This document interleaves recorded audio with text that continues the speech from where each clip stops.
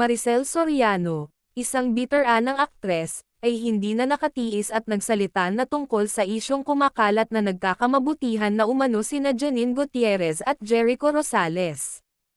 Ayon kay Maricel, nakikita niyang malalim ang pagkakaibigan ng dalawa, subalit hindi raw niya masasabing may romantikong relasyon na sa pagitan ng mga ito.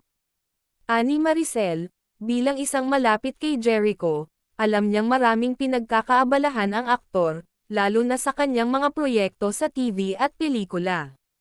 Sa kabila nito, binigyang diin din niya na si Janine ay isang mabuting tao at deserve na maging masaya sa kanyang personal na buhay. Sinabi rin ni Maricel na hindi tamang bigyan ng mali siya ang kanilang samahan, lalo na kung hindi pa naman ito kinukumpirma ng dalawang artista. Pinuri pa ng aktres ang profesionalismo ni Janine at Jericho, na parehong dedikado sa kanilang trabaho. Ayon kay Maricel, suportado niya ang kanilang pagkakaibigan at umaasa siyang igagalang ng publiko ang kanilang privacy. Nabanggit din niya na bilang mga artista, sanay na sina Janine at Jericho sa mga espekulasyon at tsismis. Subalit, ayon sa kanya, mas mabuting hintayin na lamang ang kanilang opisyal na pahayag kung sakaling mayroon ngang namamagitan kina Jericho at Janine.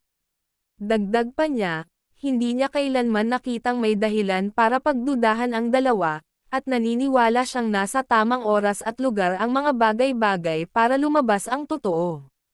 Sa huli, sinabi ni Maricel na kung ano man ang kalalabasan ng sitwasyon, handa siyang suportahan ang dalawa sa kanilang mga personal na desisyon.